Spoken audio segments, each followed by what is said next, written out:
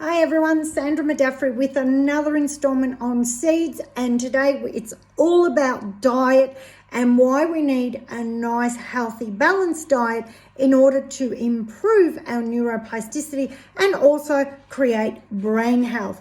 So got my little cheat sheet so I don't forget to tell you something. So the first one is that the brain is highly metabolic, meaning that it requires a lot of energy to keep functioning. So think about the energy that you put in your body through food, and you want to make sure that you're fueling your body properly so that the energy that's going up to your brain is the right energy for it to function.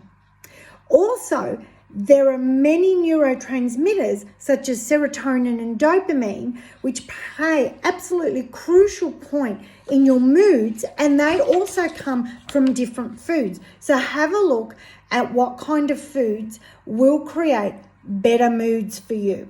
And of course, we look at things like amino acids. Food is also antioxidant, and of course, it protects the brain from oxidative stress and inflammation. So you want to be looking at food which doesn't cause inflammation in your body, because then that inflammation absolutely travels up to the brain. Fatty acids are really, really important because they help with brain health. You need to have fatty acids in your diet so that those fatty acids can be used almost like lubricants for the brain.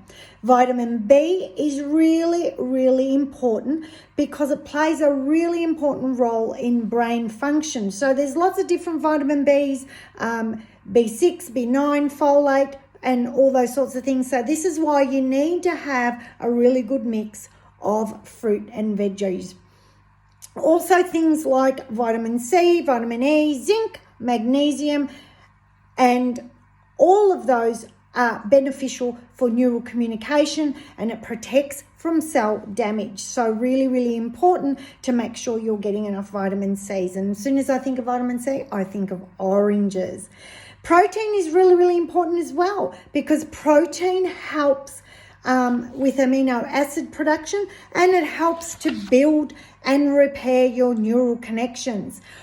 One of the biggest things that people have discovered over the last probably 20 or so years has been what we call the gut-brain connection. And of course, there's a really, really big connection between the food you eat and the function of your brain. So keep thinking about that. You know, if you're eating junk food and things like that, it's going to take a lot more energy, which means to digest, which means that there's less energy going up to the brain. Okay. Also, one of the biggest problems that's around at the moment is inflammatory food. So a lot of people tend to eat foods that cause inflammation.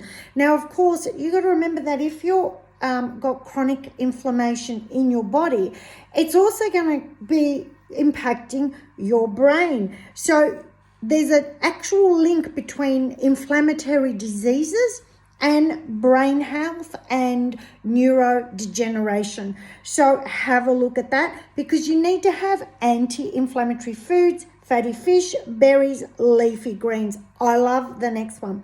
The next one is all about eating foods that help with blood flow so that the blood flows up to the brain, and vascular health. So this is all about nourishing the brain with the blood flow. I said a couple of days ago, that we need lots of blood flow to be able to keep a healthy brain.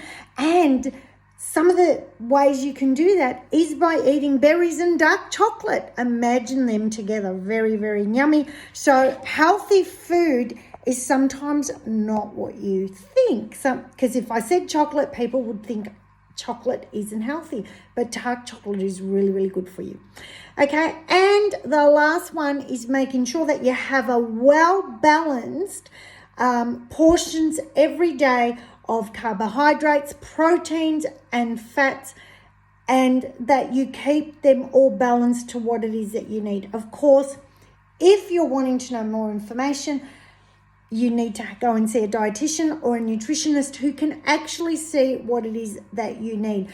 But remember that your diet, whatever you put in your body, fuels your whole body, including your brain. And if you're not fueling your brain with the proper nutrients, you might actually be doing yourself a disservice. Thanks, guys.